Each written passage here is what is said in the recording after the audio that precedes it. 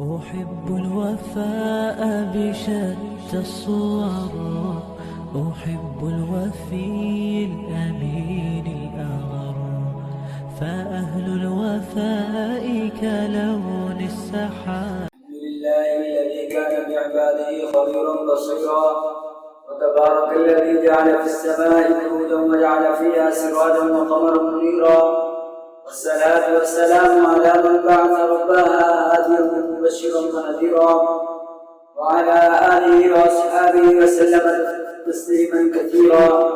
أما بعد، मेरे अजीज साथियों, हम जो अपने आप को मुसलमान कहते हैं तो हम अपने आप से पूछें हम किस तरह के मुसलमान हैं। थोड़ी देर के लिए इसी पर गौर करें। क्या मेरी आंखें मुसलमान बन गई? इसलिए जो आंखें मुसलमान होंगी वो गैर हरम पर पूरी नियत से नहीं उठेंगी। क्या मेरे कान मुसलमान बन गए कि ये खिलाफ शरअ बात नहीं सुनेंगे? क्या मेरी ज़बान मुसलमान बन गई कि इससे कोई बात खिलाफ हकीकत नहीं निकलेगी? क्या मेरे हाथ मुसलमान बन गए कि अब किसी मुसलमान की जान, माल और इज्जत पर नहीं उठेंगे? क्या मेरे पाँव मुसलमान बन गए कि अब किसी गुनाह के लिए चल कर नहीं जाएंगे? अगर ऐसा नहीं तो हमारे जिस्म का कौन सा वो मुसलमान है जिसकी वजह से हम अपने आप को मुसलमान कहते हैं?